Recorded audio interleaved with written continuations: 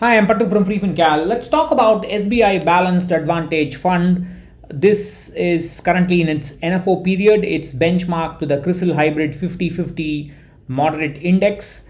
It will try to invest in equity and arbitrage along with fixed income and try to keep the tax status of the fund as equity. So it will have its combined asset allocation of equity and arbitrage will be 65% or more. So a balanced advantage fund, as many of you know, is basically something that dynamically adjusts its asset allocation, and these funds can invest 0 to 100% in equity and 0 to 100% in fixed income, so their taxation status can vary. In fact, the SBI Mutual Fund had a fund called SBI Dynamic Asset Allocation Fund, which had fluctuating tax status. 1 month it would be debt fund, other month it would be equity fund, and so on. So they actually merged it with their SBI Debt Hybrid Fund just a month ago, and then they have now launched a Balanced Advantage Fund.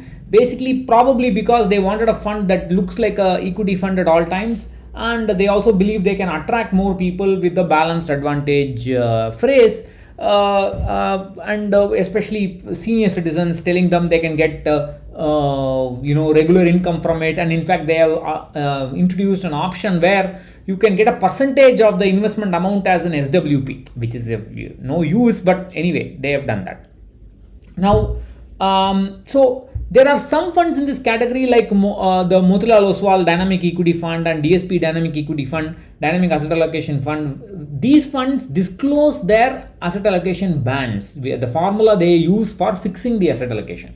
Whereas funds like ICICI Balanced Advantage and SBI Balanced Advantage, they will say this and that, they will use this, all the X factor, Y factor and all that, but they will not actually tell you what is the asset allocation rule used. They will say in-house proprietary model and all that kind of hocus pocus.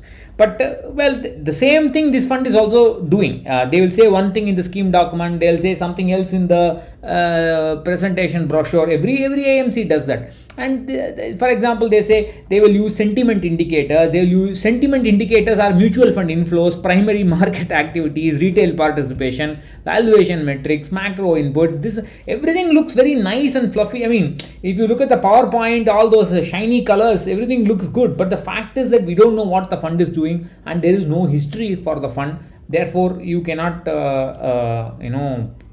take this NFO seriously.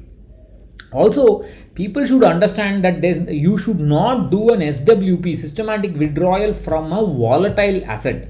You can do SWP from a liquid fund. You can do SWP from a arbitrage fund, money market fund. That's all fine. But if you do it from equity fund or hybrid fund or aggressive hybrid fund or balanced advantage fund, when there is a market crash and where there's a dip in now, you will be withdrawing more and more of your capital. So there's a big risk there, and whatever option they provide, SWP normal, SWP within bracket A, or whatever nonsense they offer, it's of practically no use to anybody. And please understand that between February 22nd, 2020 and March 23rd, 2020, that's when the market crashed. You can see here, these are the falls. Nifty fell by about 37%. Then you can see the falls here. ITI Balanced Advantage Fund fell by 33%. HDFC Prudence or HDFC Balanced Advantage fell by 32%. ICICI fell by 26 to almost 27%. So there's a huge fall. It's not like they will not fall. The way these guys advertise, you should have peace of mind, or people going up and down in seesaw saying they will take care of volatility and so on. No, they cannot handle these crashes. You have to expect a 20-25% fall when the market crashes, and there's no escape from that. Also, if you look at the day-to-day volatility, the Nifty is here. That's the UTI Nifty fund. That's there. You can see the aggressive hybrid funds, because their asset allocation is stable, they have a standard deviation which is more or less in a very tight band, but it's also only little bit less than the Nifty. But if you look at the black dots, which are the balanced advantage funds, these are the standard deviation over the last 3 years. They're all over the place. Some funds are comparable to aggressive funds, some funds are much lower, That's because the fund managers are like blind men touching an elephant. Some people will think you should be high on equity. Some people will think you have to go low on equity, and the fund manager risk is very high in balanced advantage fund rather than an aggressive hybrid fund, relatively speaking. So also the risk is only a little bit less, and the risk is very much there. So for long-term goals, you might as well use aggressive hybrid funds. Only retirees can use balanced advantage funds if they have enough corpus, and they should use it only for as a equity fund. They should not use it for income. And that also you should have some fund with some track record, which the SBI balanced advantage fund does not have. Anyway, they have their own networks. They will collect few crores here and few thousand crores here and there at least. That's how it is.